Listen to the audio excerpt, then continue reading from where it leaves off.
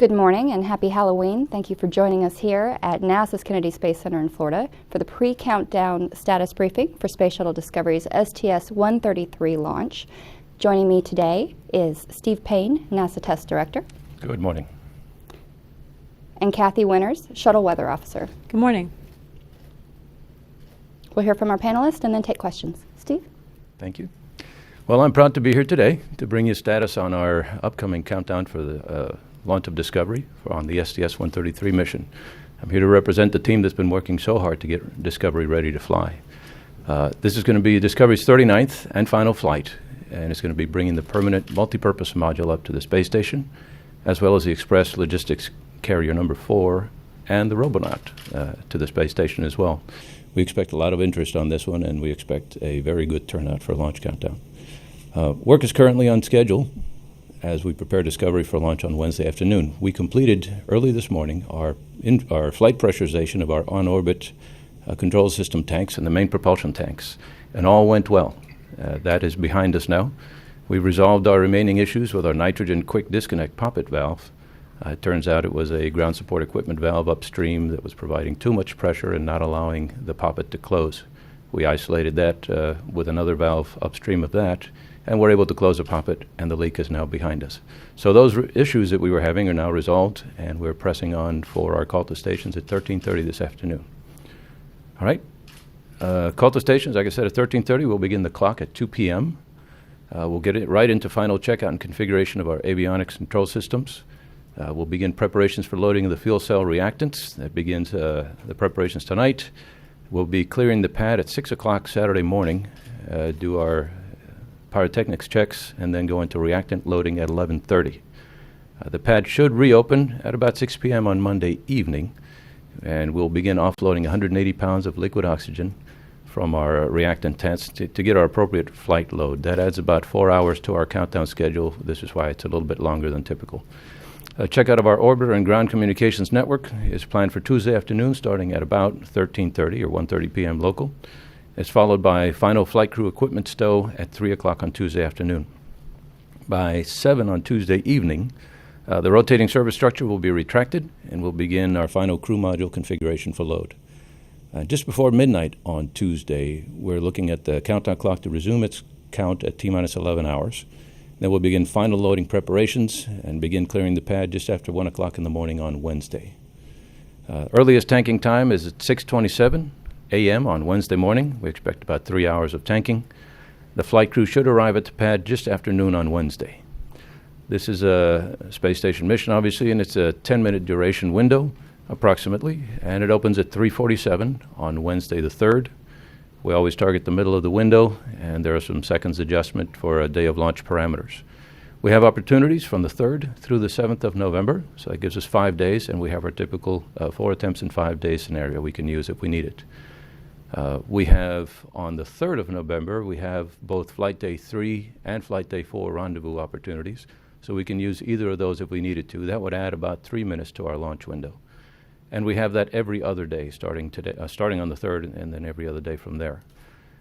We have through the 7th to launch. There are, starting on the 8th of November, we have a beta angle constraint, which doesn't allow us to go dock to the station due to thermal constraints. After that, there are a number of other constraints. There's a small window of opportunity early December should we need that. Our pad hold time is plenty adequate. We have 7 days of liquid oxygen hold time, 8 of liquid hydrogen. That's outside of our launch window, so we don't have to worry about doing any top-off or reactant offload during the count. It's an 11-day mission with 1 day contingency and 2 weather contingency days should we need them as well. Our end of mission is currently planned for 9:59 Eastern on Sunday, November the 14th. And so far, it's been a remarkable flow for Discovery. She's been an incredible vehicle, and she kept along a distinguished career with this particular flight. She's always amazed us with everything that she can do, and we expect this flight should be no different. And we're looking forward to launch on Wednesday afternoon. Thank you. Kathy?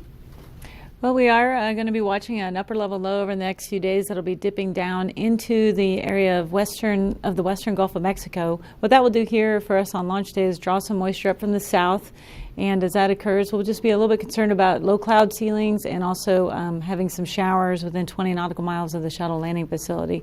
So with that, we do have a 30% chance of KSC weather prohibiting launch. Now, if we happen to delay a day, the weather becomes much more problematic. It looks like that frontal boundary is going to be pushing down into the area of central Florida, causing more concerns for showers and even possibly a thunderstorm in the central Florida area. So with that, we did increase the probability if we happen to delay 24 hours up to a 40% chance for Thursday. So right now, though, looking like just 30% chance on launch day of violating constraints. Let's go ahead and look at the satellite picture. We do have Hurricane Tomas we're keeping an eye out for. It's moved through the Lesser Antilles and is now moving into the Caribbean, and it's a Category 2 hurricane. It's forecast to, by launch day, be south of Hispaniola and still be Category 2 at that time. The Hurricane Center is expecting that the storm will just continue to march towards the west-northwest. Now, at the end of that time period, the models tend to want to pull the storm a little more northeast, but as that front moves through that I was talking about for Thursday, as it pushes in to that area, it'll draw that storm northeast likely. The furthest east I think it would come, at least right now so far the way it looks, it would be the southeastern portion of the Bahamas moving northeast. So it doesn't look like it would be a direct threat to Florida. We'll watch it to see if it's going to increase the seas for the SRB recovery area at the end of the week. I'm actually just more concerned that the winds behind the boundary will do that for Friday as they're returning. So overall right now it doesn't look like that storm is going to threaten our launch date or be an issue for Florida, at least right now. But we do continue to monitor these because we know how unpredictable sometimes they can be 5 to 7 days out on the forecast. So let me go ahead and show you the Hurricane Center's forecast for Tomas. You can see that track that I was talking about bringing the storm into the area south of Hispaniola and making a slight turn to the north at the end there.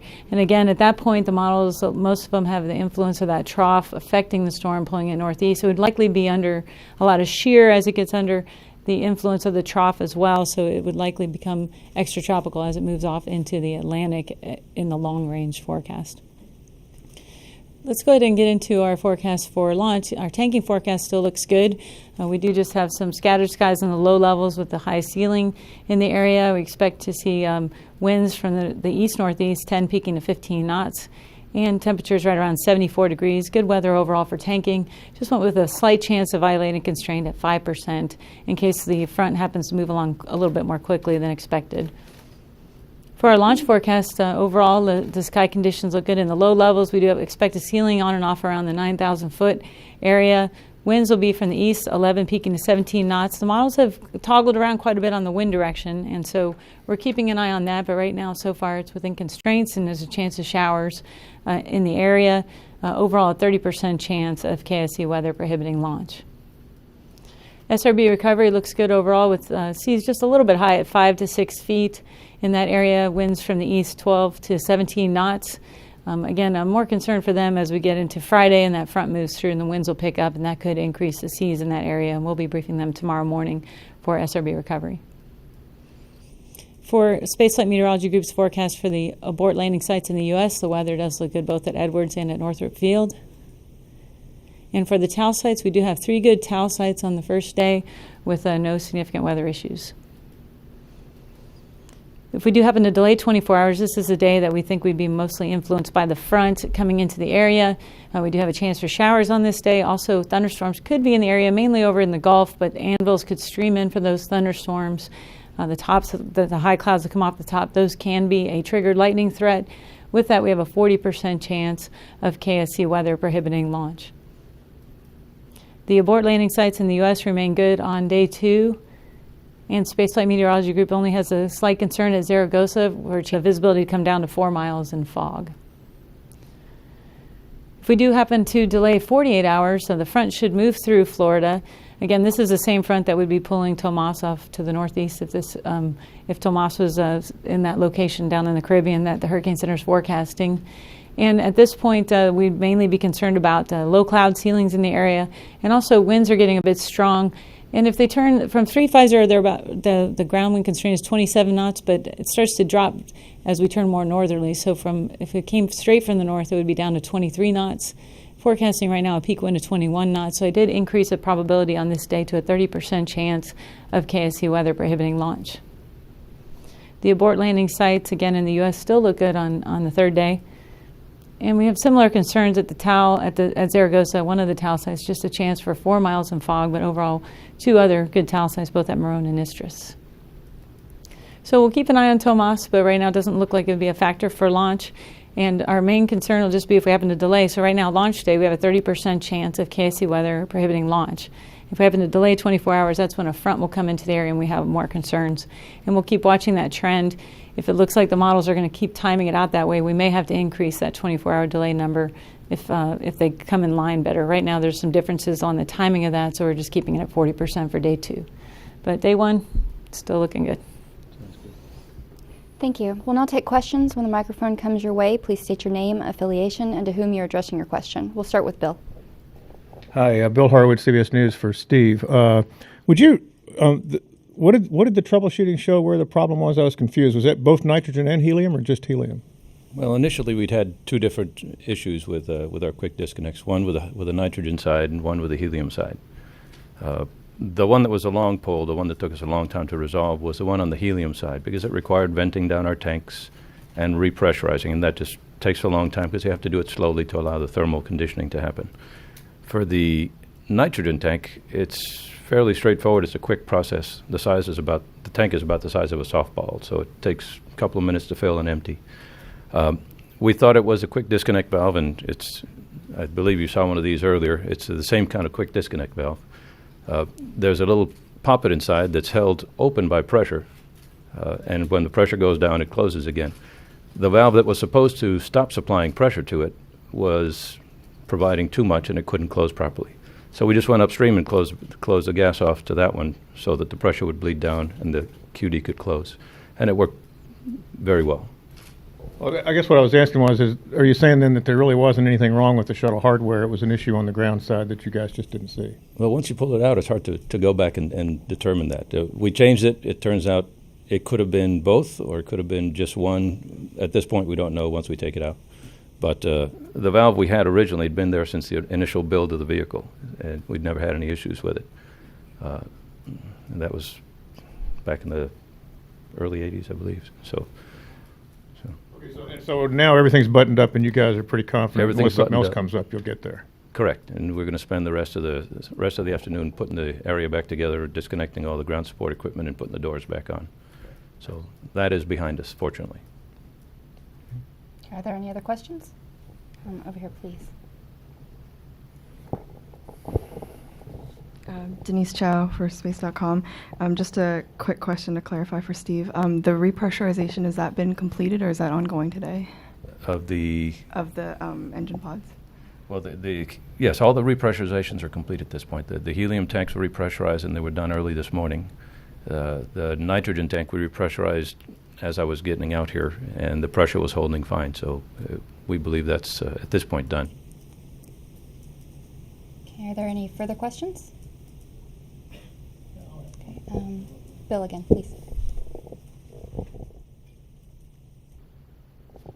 Since I promised Kathy a question yesterday. No, I'm kidding. What is SMG saying? I mean, you guys always look at launch weather, and I know that you fold some of what SMG says, but I know they're listing constraints for all of those days in terms of chance of showers and all that. How Right. confident are they, I guess is what I'm asking. Well, we actually coordinate our forecast, and that probability does cover their constraints. So we talk every morning to make sure that our forecasts are all lined up. And the main reason why we're keeping the number at 40% for day 2, even though it lists a lot of violations, is because the uncertainty that we have in the forecast and the trend, the changing of the trend, we just wanted to trend it up. Now tomorrow, if it continues to look as it looks on the models today, with that front more solidly where it is, consistently, I should say, more consistently, then we're going to bump that number up again. We considered it today for that day 2. But we didn't quite do it. And on the first day, they listed a chance of a shower, so that's why we have the number at 30%. So we do talk and coordinate all that, and that's all into consideration. I'm sure that they're as confident as you are that things would Yeah, generally we've been talking each morning and saying, well, hopefully one of these days the models will all line up, and we expect that to happen as we get closer to launch day. Ken, you had a question? Thank you, Ken Kramer for Spaceflight Magazine. For Kathy, is there any particular time of the day when these showers are more likely? Is the afternoon the most likely time? Well, usually we get an easterly type flow that are actually more likely in the morning, but the moisture is increasing in this case in the afternoon too. So it's probably pretty even on how much chance we have of showers in the morning and showers in the afternoon. So we have it listed on both the tanking and the launch forecast. So usually morning time would be more, and then as you get in the afternoon, the sea breeze will actually squelch these a bit. But in this case, with that moisture advection, there's still a chance for a shower. Now, as we get in the overnight hours, we would expect them to increase again. The water gets warmer than the atmosphere, and so you get a little more instability, and you get a better chance for showers in the overnight hours when you have an easterly flow pattern. For Steve, you mentioned that this valve had not been changed on Discovery since it was built. Curious about Atlantis and Endeavour. What's the history there, if you know? That's a good question, but I don't know the answer. We can look that up and get it for you. Okay. If there are no further questions, we'll conclude today's pre-countdown status briefing. As a reminder, the countdown begins this afternoon at 2 p.m. Eastern Time. That's not on NASA television. The next NASA TV briefing will be tomorrow with the pre-launch news conference, which is expected to begin no earlier than 11 a.m. Eastern. For more information on the STS-133 crew and mission, please visit www.nasa.gov/shuttle. Thank you.